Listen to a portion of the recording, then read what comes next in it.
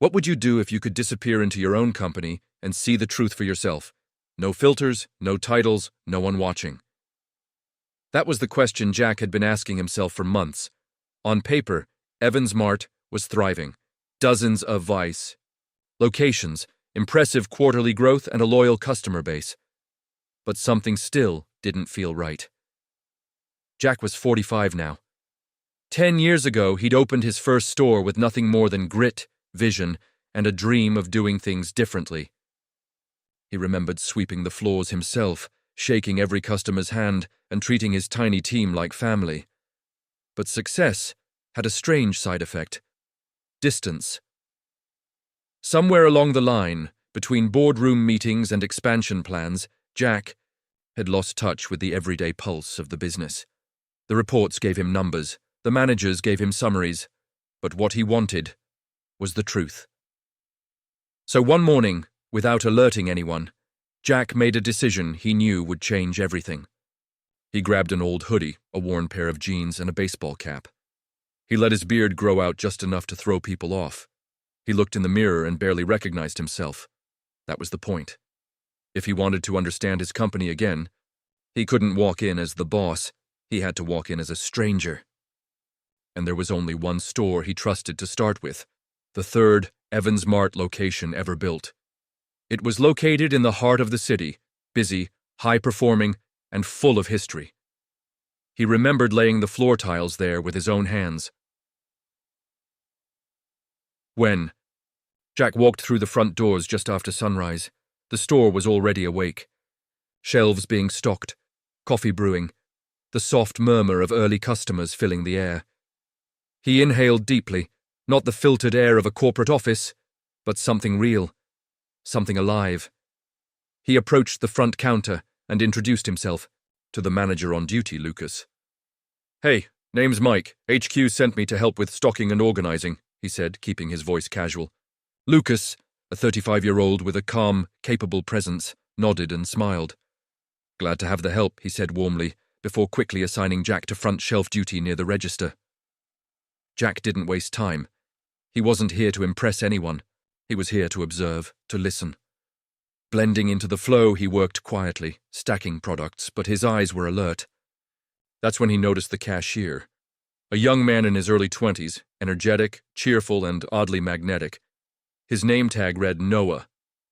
What struck Jack wasn't just Noah's professionalism, it was his energy. Noah greeted every customer, like they mattered. He remembered names, asked about people's kids, their dogs, their day. Jack watched in silence, eyebrows slightly raised. This kid, he thought, gets it. Noah wasn't just checking people out, he was connecting with them. It was rare, and it was genuine. But then, just before the top of the hour, Jack heard something that made him freeze mid-motion. A customer stepped up to the counter, an older man in a faded army green jacket, holding nothing but a loaf of bread and a small carton of milk. He looked tired, worn by life. Noah smiled, recognized him instantly. "Hey, Mr. Caleb," he said warmly. "A rough morning?" The man nodded. "Yeah, just grabbing the basics." But when Noah rang up the total, he paused, then softly said, "Don't worry about it today, I've got it." Jack stopped cold. The old man looked alarmed. "Noah, I can't let you keep doing that," he said, voice low but urgent.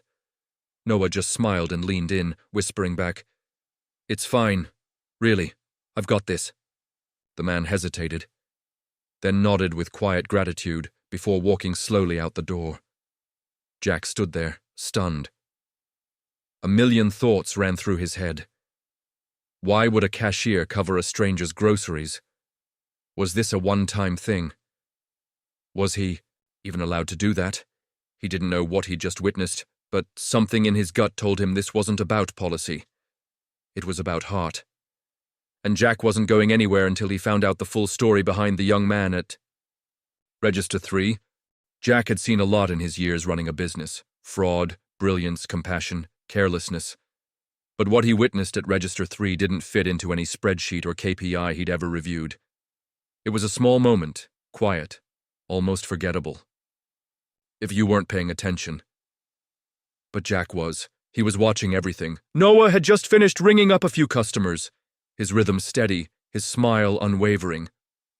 Then came the man Jack would later learn was named Caleb, about 60, dressed in a tired green jacket that had clearly weathered more than just seasons. His shoes were worn at the edges. His hands trembled slightly as he held up a loaf of bread and a small carton of milk. Essentials. Nothing extra, just survival. Jack could feel the air shift. There was a subtle kindness in how Noah greeted him. "Hey, Mr. Caleb," he said, his tone familiar, gentle. "How's today treating you?" Caleb gave a small nod, barely meeting his eyes. "Same as always," he mumbled, reaching for his wallet. That's when Noah paused. He looked at the total on the screen, then back at Caleb. With a soft but certain voice, he said, "Don't worry about it today, Mr. Caleb. I've got it." Jack, halfway through straightening gum packs on the shelf, nearby froze. He leaned in slightly, pretending to adjust a box, but really just trying to make sure he'd heard what he thought he heard. Caleb looked up, alarmed. "Noah," he said, his voice cracking. "I can't let you keep doing this. You'll get in trouble. Someone's going to notice." Noah leaned closer, voice lowered to a whisper. "It's okay. Really. I've got this."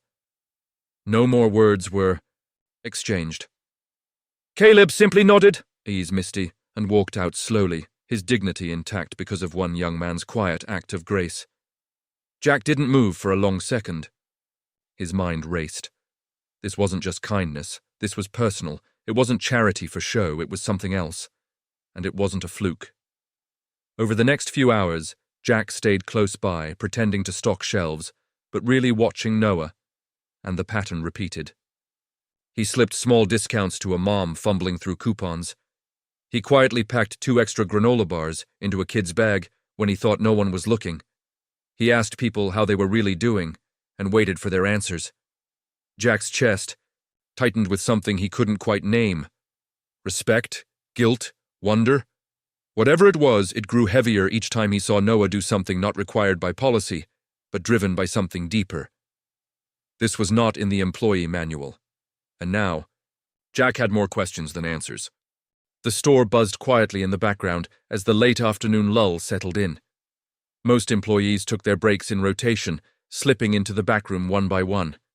Jack, still playing the role of Mike from HQ, took his chance to grab a bottle of water and rest for a moment. But his mind wasn't on hydration. It was on the kid with the calm eyes and quiet generosity. Noah walked in a few minutes later, his energy still intact despite hours on his feet. He sat at the corner table, scrolling through something on his cracked phone screen, humming softly to himself. Jack cleared his throat and took the seat across from him. "Noah," he began, keeping his voice casual. "I saw what you did out there earlier, with Mr. Caleb." Noah looked up, surprised. Not defensive, just curious. "Yeah?" he said, unsure where this was going. "You didn't have to cover his groceries," Jack said gently. "So, why?" Noah's shoulders lifted slightly in a modest shrug. "He's going through a lot," he said, his voice quieter now. "His wife passed a few months back. He's been different since then.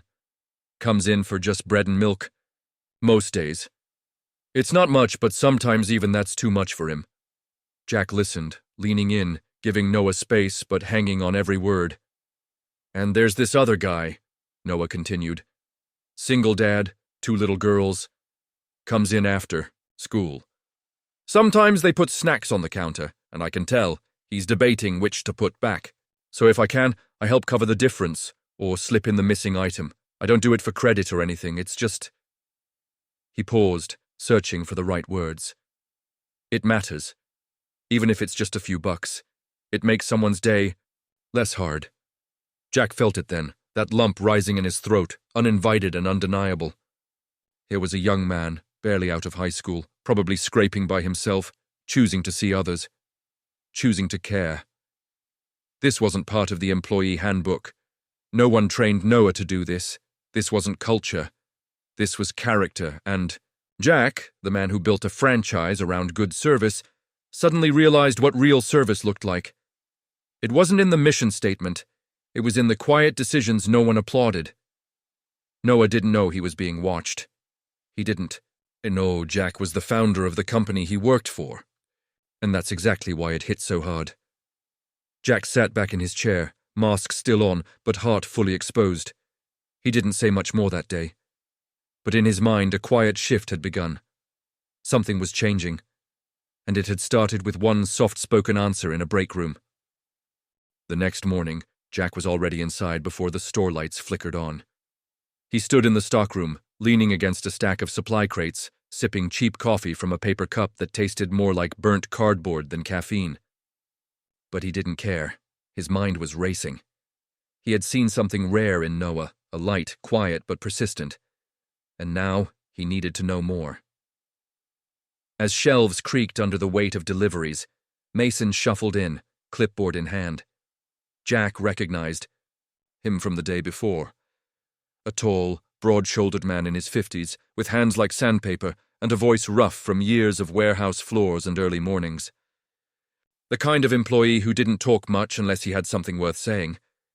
Jack approached casually, still cloaked in his Mike persona. "You've been here a while, right?" he asked. "Too long, probably," Mason said with a small smirk. "But I like this place. People come and go, but the good ones stay in your memory." Jack nodded. "Noah seems like one of the good ones." Mason paused mid-step. His expression softened, eyes narrowing just slightly. "That kid?" he said, voice lower now. "He's been through hell." Jack's breath caught. "Lost his dad when he was 16, Mason continued. "Cancer, hit hard. Ever since, he's been working any job he could find to keep his little brother in school. I don't think he's had a real day off in years. Even when he's sick, he shows up, doesn't say a word about it."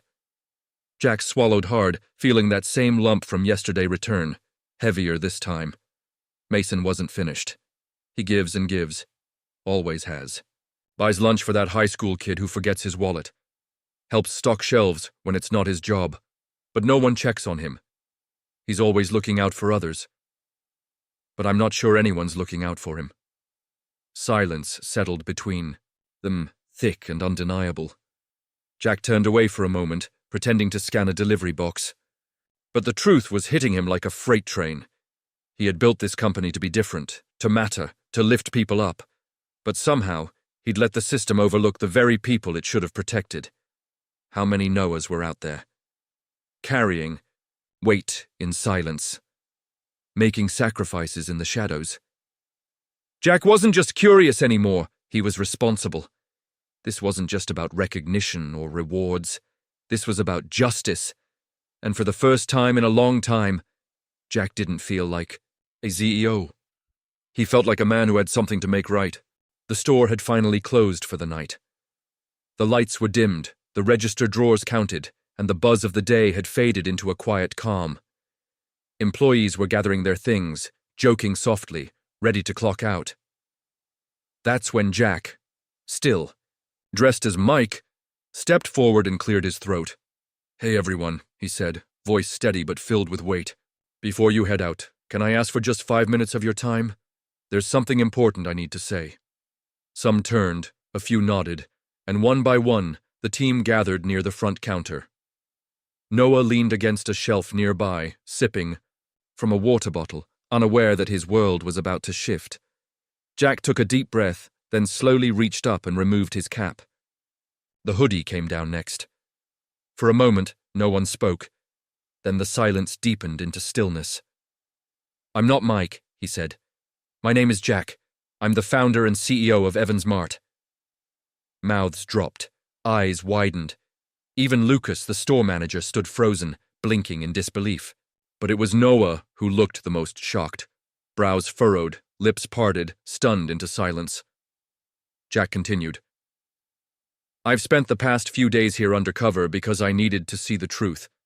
I wanted to know if the values I built this company on still existed in our stores, not in a mission statement, but in the people. And what I found here was more than I ever expected." He turned directly to Noah. "Noah," he said, voice thick with emotion, "what you've done here without recognition, without reward, has reminded me what this business was supposed to stand for.